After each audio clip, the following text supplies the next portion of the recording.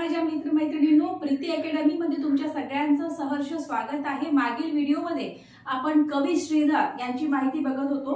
कवी श्रीधर यांचा जन्म कसा झाला, कोणत्या साली झाला, त्यांचं घराणे कसे होते, आनंद घराण्याचे ते होते, तरी सुद्धा वारकरी संप्रदायाशी त्यांची जवळीक होती। त्यानंतर त्यांनी कोणते कोणते हे लिहिले, ग्रंथ लिहिले, ह्या सगळ्यांची आपण चर्चा केली। आजचा जो आपला व्हिडिओ आहे ह्यामध्ये आपण श्रीराम विजय हा याच्याविषयी बघत आहे। बघा, हा जो ग्रंथ आहे हा श्रीधरने 1625 मध्ये पूर्ण केला होता। 1625 मध्ये हा ग्रंथ पूर्ण केला। यांची जी काही ओवी संख्या होती ही 9147 आहे आणि या श्रीराम महात्म्य वर्णिले आहे। श्रीराम विजय, एक हरिविजय जे होता त्याचं पूर्वार्ध उत्तरार्ध असे दोन भाग होते। त्याच्यामध्ये ते हरिविषयी सगळी माहिती दिली होती। श्रीकृष्णाविषयी त्यांनी कसा वध केला कंसाचा किंवा कसं काय केले सर्व त्यामध्ये माहिती होती। आता हे जे श्रीराम विजय आहे हा जो ग्रंथ आहे हा श्रीधरने 1625 मध्ये पूर्ण केला। याची जी ओवी संख्या ही 9147 आहे। आता या श्रीराम महात्म्य वर्णिले आहे। मूळ रामायणाप्रमाणे या ग्रंथाची 7 कांडे असून त्या प्रत्येकाचे जे अनुक्रमे 8, 4, 4, 2, 5, 10 व 7 असे एकूण 40 अध्याय श्रीधरने केले आहेत। ठीक आहे।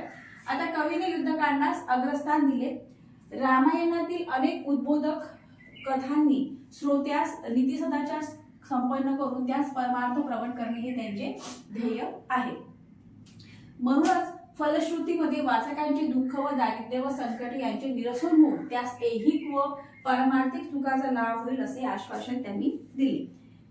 श्रीराम विजय हा त्यांचा एक दुसरा ग्रंथ होता। हा जो ग्रंथ आहे हा श्रीधरने 1625 मध्ये पूर्ण केला। याची जी ओवी संख्या ही 9147 आहे आणि यात श्रीराम महात्म्य वर्णिले आहे। यात काय की रामायणाप्रमाणेच या ग्रंथाची 7 कांडे असून त्या प्रत्येकाचे अनुक्रमे 8, 4, 4, 2, 5, 10 व 7 असे पुढे 40 अध्याय आहे त्याच्यामध्ये। आणि यामध्ये काय की युद्धकांडामध्ये जे काही युद्ध झालं ना श्रीराम म्हणजे याच्यामध्ये रामायणामध्ये, ते युद्ध कांडामध्ये त्यांनी अग्रस्थान दिले। रामायणातील अनेक उद्बोधक कथांनी श्रोत्यास नीती सदाचार संपन्न करून त्यास परमार्थ प्रवण करणे हे त्याचे ध्येय। याचे ध्येय काय होते की रामायणामधील जे काही अनेक उद्बोधक ज्या कथा होत्या त्या कथामुळे काय झालं की म्हणजे जे काही श्रोते होते त्यांना नीती सदाचार संपन्न करून त्यास परमार्थ प्रवण करणे हे त्यांचे ध्येय होते।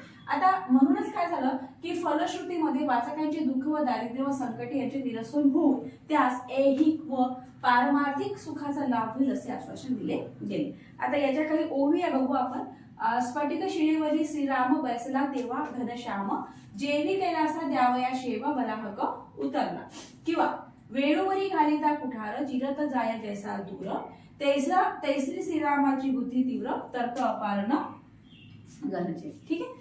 हा श्रीराम विजय आहे। याचा जो नेक्स्ट पार्ट आहे आपण पुढील व्हिडिओ